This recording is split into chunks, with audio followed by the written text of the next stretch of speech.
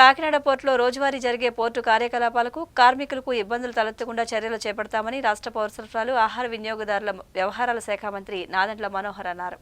కాకినాడ పోర్టులో రోజువారీ జరిగే పోర్టు కార్యకలాపాలకు కార్మికులకు ఇబ్బందులు తలెత్తకుండా చర్యలు తీసుకోవడంతో పాటు ఎటువంటి అవినీతి కార్యకలాపాలు జరగకుండా ప్రక్షాళన చేయనున్నట్లు రాష్ట్ర పౌర సరఫరాలు ఆహార వినియోగదారుల వ్యవహారాల శాఖ మంత్రి నాదెండ్ల మనోహర్ పేర్కొన్నారు.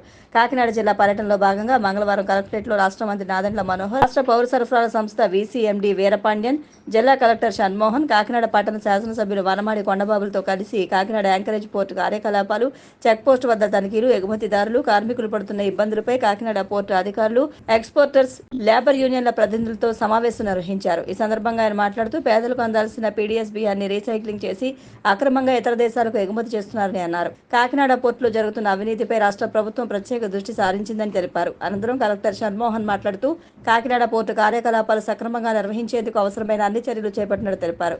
ఈ కార్యక్రమంలో Kakinada city MLA Vanamadi Kondababu, port కార్మికులు, అధికారులు పాల్గొన్నారు. పరిస్థితి మళ్ళీ తీసుకురావడానికి మేము చేయాల్సిన ప్రయత్నం ఏంటనేది మేము ఇందాక నుంచి చర్చించుకున్నాం.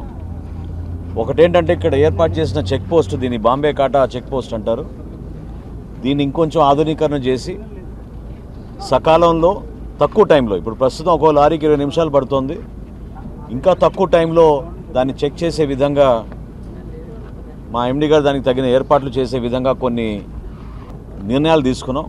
అందులో ముఖ్యమైనది ఏంటంటే టెక్నికల్ అసిస్టెంట్స్ని మేము మా సిబ్బందిని పెంచుతాం.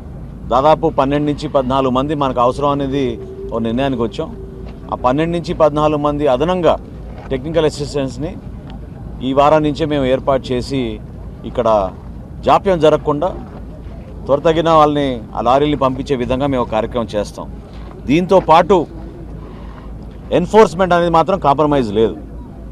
చెక్ పోస్ట్ పెట్టకూడదు, చెక్ పోస్ట్ పెడితే ఇబ్బంది అవుతుందనే భావన, ఆలోచన ఎవరికైనా ఉంటే దయచేసి విరమించుకోండి. ఎందుకంటే కాకినాడ పోర్ట్ ఏర్పాటు చేసింది లీగల్ యాక్టివిటీస్ కోసం, ఈ ప్రాంతానికి మంచి పెట్టుబడులు రావడం కోసం, ఈ ప్రాంతం అభివృద్ధి చెందాలి, ఇతర దేశాల నుంచి మన సరుకులు తెచ్చుకున్నప్పుడు లేదా మనం ఎగుమతి చేస్తున్నప్పుడు మంచి సౌకర్యం కల్పించాలని ప్రభుత్వం 400 ఎకరాలు దాదాపు ఒక ప్రైవేట్ యాజమానికి ఆ రోజున దారదత్తం చేశారు. ప్రభుత్వానికి వచ్చేది ఏం లేదు దీంట్లో. ఇందాక నేను వివరాలు తెప్పించుకుంటే నేనే ఆశ్చర్యపోయాను. 400 ఎకరాలకి గాను ప్రభుత్వానికి వచ్చే సంవత్సరానికి కేవలం 40 కోట్ల రూపాయలు.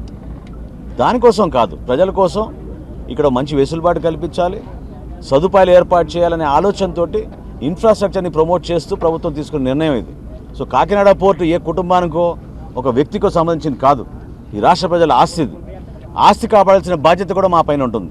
సో ఎటువంటి ఇల్లీగల్ యాక్టివిటీ కూడా కాకినాడ పోర్టు నుంచి వాళ్ళు సాగించుకోవాలనుకుంటే మాత్రం అది జరగదు.